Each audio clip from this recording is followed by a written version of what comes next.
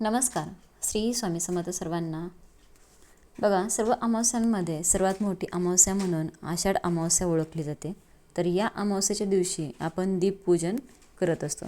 तर या अमावस्येला दिव्याची आवस असं देखील म्हणतात. गतहरी अमावस्या असं देखील म्हणतात. दीप अमावस्या असं देखील म्हटलं जातं.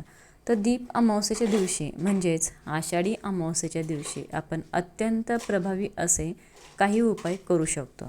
तर अमावस्येच्या दिवशी तंत्र मंत्र विद्या या मोठ्या प्रमाणात केल्या जातात.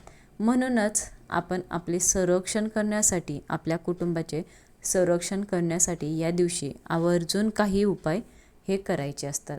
तर त्याचप्रमाणे या दिवशी दीपपूजन देखील केले जाते, ज्याला दिव्याची आवस असं देखील म्हटलं जातं. तर आपल्या घरात ठेवलेले आजूबाजूला अडगळीत असलेले सर्व प्रकारचे दिवे, निरंजन, समया, लामण दिवे या दिवशी काढून स्वच्छ करून त्यांची पूजा केली जाते. अग्नीबद्दल कृतज्ञता व्यक्त करण्यासाठी या दिवशी दिव्यांची पूजा केली जाते. दिव्यांची पूजा करून स्पेशली कणकेचे दिवे बनवून कणकीच्या दिव्यांनी या दिव्यांना ओवाळले जाते. तर दीप अमावस्येला दीपपूजन कसे करावे याविषयीचा व्हिडिओ आपल्या चॅनलवरती अपलोड केलेला आहे, तर तुम्ही बघू शकता. त्याचप्रमाणे अमावस्या तिथी खास करून पितरांना समर्पित आहे. अमावस्येच्या दिवशी आपण पितरांसाठी देखील काही सेवा, उपाय, तर्पण विधी करायचे असतात. यामुळे आपली सर्व बाजूने प्रगती होत असते. एडापिडा निघून जाते, पितृदोष नष्ट होतो, शनीचा त्रास, पितृत्रास असेल तर तो देखील निघून जातो.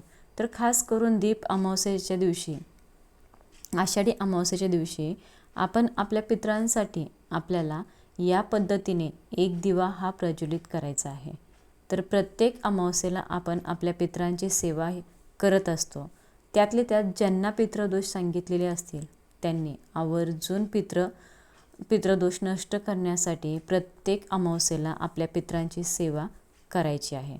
तर आपल्याला आषाढी अमावस्येच्या दिवशी आपल्या पितरांसाठी या पद्धतीने एक दिवा हा प्रज्वलित करायचा आहे. तर अमावस्येच्या दिवशी पितरांना स्मरण करून दीपदान केले जाते. त्याचप्रमाणे पितरांना स्मरण करून दानधर्म देखील केले जाते. आणि म्हणूनच आपल्याला या आषाढी अमावस्येच्या दिवशी आपल्या पितरांसाठी आपल्याला दीपदान आवर्जून करायचं आहे. तर यंदा अमावस्या आलेली आहे 12 ऑगस्ट 2026. वार आहे बुधवार. बघा, 11 तारखेला अमावस्या प्रारंभ उत्तर रात्री 1:53 म्हणजेच बुधवारीच अमावस्या चालू होती. 12 वाजल्याच्या नंतरनं दुसरा दिवस चालू होतो. तर 11 तारखेला अमावस्या चालू होणार आहे, म्हणजेच 12 तारखेलाच होती. तर 12 तारखेला अमावस्या समाप्ती रात्री 11:06 होत आहे. तर बघा, 12 तारखेला म्हणजेच बुधवारी अमावस्या संध्याकाळी 11:06 आहे. तर तुम्ही बुधवारी सकाळी दीपपूजन करू शकता किंवा संध्याकाळी दीपपूजन करू शकता. दिवसभरामध्ये तुम्ही पूर्ण दिवस अमावस्या असणार आहे.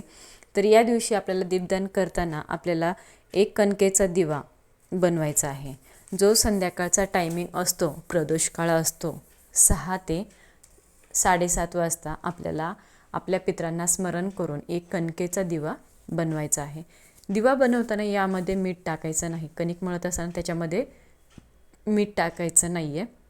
आपण जे घरात चपात्यांसाठी कणिक मळलेली असते ती घ्यायची नाही. त्याच्यासाठी आपल्याला सेपरेट कणिक तिंबायची आहे. त्याचा एक घट्ट असा दिवा बनवायचा आहे. चौमुखी दिवा बनवू शकतात. यामध्ये जोडवात घाला, मोहरीचं तेल घाला, थोडेसे काळे तीळ घाला आणि असा हा दिवा आपल्याला आपल्या घरात दक्षिण दिशेला आपल्या पितरांना स्मरण करत प्रज्वलित करायचा आहे. तर बघा, अशा प्रकारे आपण दीपदान केल्यानं यमसदने जाणाऱ्या पितरांना प्रकाशाची वाट दर्शवली जाते. तसेच केळामुंगीच्या रूपाने दिव्यापाशी गोळा होणारे जीव ते कणकण खाऊन तृप्त होतात आणि हे अप्रत्यक्ष अन्नदानाचे एक स्वरूप आहे. असं मानलं जातं की आपल्याकडून हे एक अन्नदान आहे. तर या दिवशी पितरांचे स्मरण करून आणि त्यांना संतुष्ट करण्यासाठी केलेले कर्म पितरांपर्यंत पोहोचत असते आणि पितृदोषाचे निवारण होत असते. तसेच आषाढ अमावस्येला पितरांसाठी केलेले दान आणि धार्मिक विधी त्यांना शांती आणि मुक्ती मिळवून देण्यासाठी मदत करत असते. तर या दिवशी दिव्यांची पूजा करणे म्हणजेच अग्नीबद्दल कृतज्ञता व्यक्त करणे. तर आपल्याला कणकेचा दिवा बनवल्यानंतर त्यात मोहरीचं तेल घालायचं आहे. मोहरीचं तेल नसेल तर तुम्ही साधं तेल घातलं तरीही चालेल. त्याच्यामध्ये थोडेसे काळे तेल किंवा थोडीशी काळी मोहरी आपल्याला घालायची आहे आणि हा दिवा आपल्या घरात दक्षिण दिशेला या दिव्याची ज्योत करून प्रज्वलित करायचा. तिथे आपल्याला नमस्कार करायचा आहे. दिवा ठेवताना तो कधीही जमिनीवर ठेवू नका. एका प्लेटमध्ये थोडेसे तांदूळ घ्या, त्यावर दिवा ठेवा. एका छोट्या ग्लासमध्ये पाणी भरून ठेवा आणि हा दिवा दक्षिण दिशेला दिवा मूग करून ठेवायचा. आपलं मूग देखील दक्षिण दिशेलाच करायचं आहे. आपलं तोंड दक्षिण दिशेला आलं पाहिजे. आपल्या पितरांना स्मरण करायचं आहे. 3 पिढ्याच्या पितरांना स्मरण करत हा दिवा आपल्याला दक्षिण दिशेला प्रज्वलित करायचा आहे. यानंतर आपण आपल्या नित्यसेवेमध्ये असलेले पितृस्तोत्राचं देखील पठण करू शकतात. त्याचप्रमाणे ओम पितृदेवताय नमः, ओम पितृदेवताय नमः हा मंत्र आपल्याला 3 वेळा म्हणायचा आहे किंवा 11 वेळा तुम्ही म्हणू शकतात.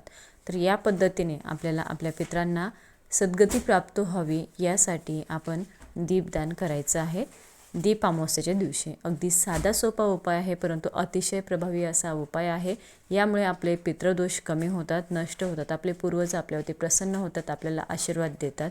आपले पूर्वज नाराज असल्यामुळे आपल्याला जर काही दोष लागले असतील तर ते निघून जातात. आपल्या घराची, कुटुंबाची जी काही प्रगती थांबलेली आहे ती पुन्हा प्रगतीच्या मार्गाने चालू होते. तर हा उपाय आपण संध्याकाळी करायचा आहे.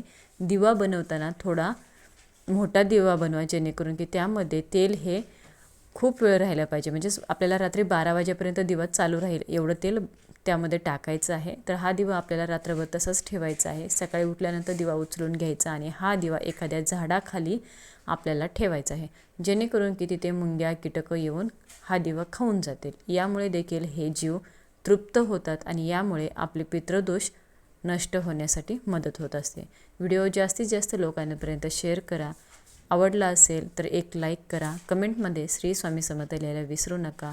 सर्वांना मनापासून धन्यवाद. श्री स्वामी समर्थ.